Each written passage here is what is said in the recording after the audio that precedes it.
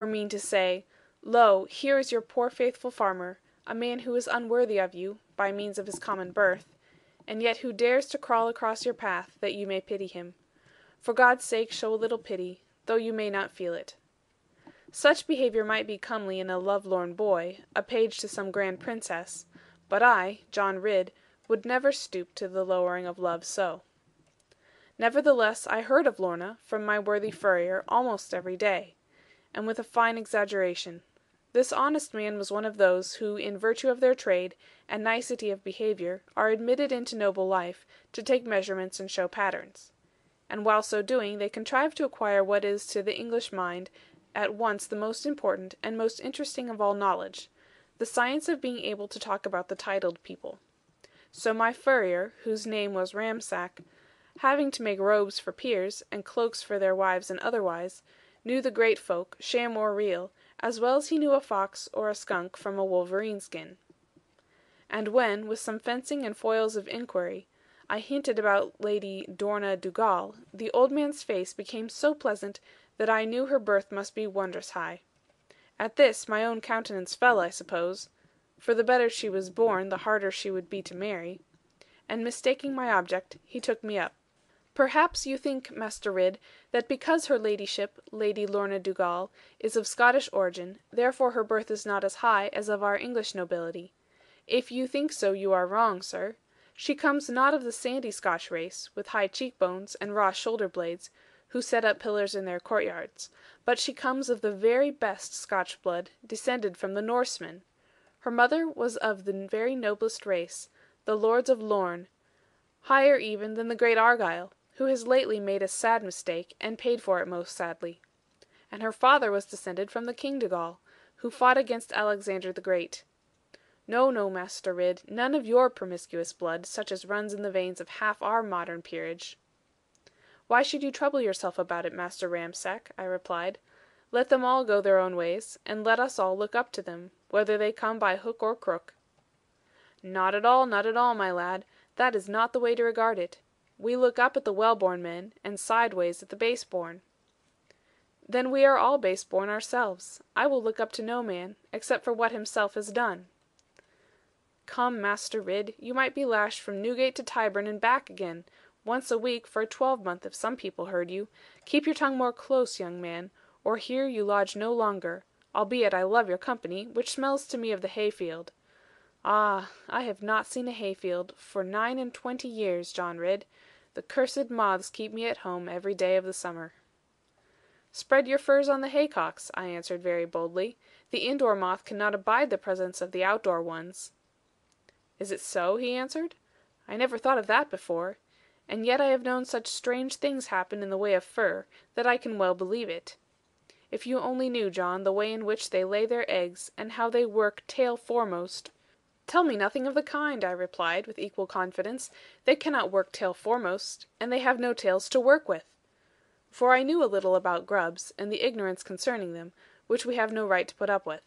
However, not to go into that, for the argument lasted a fortnight, and then was only come so far as to begin again, Master Ramsack soon convinced me of the things I already knew, the excellence of Lorna's birth, as well as her lofty place at the court, and beauty, and wealth, and elegance. But all these only made me sigh, and wish that I were born to them. From Master Ramsack I discovered that the nobleman to whose charge Lady Lorna had been committed, by the Court of Chancery, was Earl Brandir of Lochawe, her poor mother's uncle. For the Countess of Dougall was daughter and only child of the last Lord Lorne, whose sister had married Sir Ensor Doone, while he himself had married the sister of Earl Brandir. This nobleman had a country house near the village of Kensington, and here his niece dwelled with him when she was not in attendance on her Majesty the Queen, who had taken a liking to her. Now since the King had begun to attend the celebration of Mass in the chapel at Whitehall, and not at Westminster Abbey, as our gossips had averred, he had given order that the door should be thrown open, so that all who could make interest to get into the antechamber might see this form of worship. Master Ramsack told me that Lorna was there almost every Sunday, their Majesties being most anxious to have the presence of all the nobility of the Catholic persuasion, so as to make a goodly show. And the worthy furrier, having influence with the doorkeepers, kindly obtained admittance for me one Sunday into the antechamber. Here I took care to be in waiting, before the royal procession entered. But being unknown, and of no high rank, I was not allowed to stand forward among the better people, but ordered back into a corner very dark and dismal; the verger remarking with a grin, that I could see over all the heads, and must not set my own so high. Being frightened to find myself among so many people of great rank and gorgeous apparel, I blushed at the notice drawn upon me by this uncourteous fellow, and silently fell back into the corner by the hangings. You may suppose that my heart beat high, when the King and Queen appeared, and entered, followed by the Duke of Norfolk, bearing the sword of state, and by several other noblemen, and people of repute. Then the doors of the chapel were thrown wide open, and though I could only see a little, being in the corner so, I thought that it was beautiful. Bowers of rich silk were there, and plenty of metal shining, and polished wood with lovely carving; flowers too of the noblest kind, and candles made by somebody who had learned how to clarify tallow.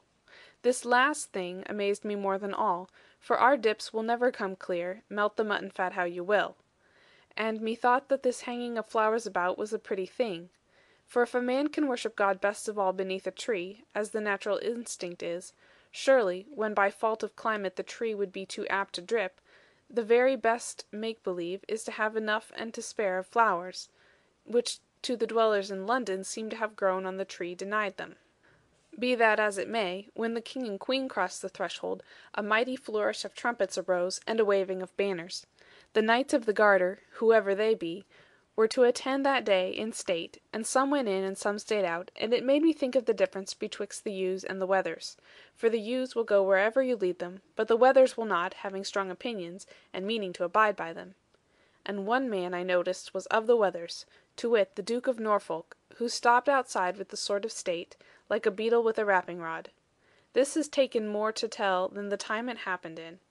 For after all the men were gone in, some to this side, some to that, according to their feelings, a number of ladies, beautifully dressed, being of the Queen's retinue, began to enter, and were stared at 3 times as much as the men had been.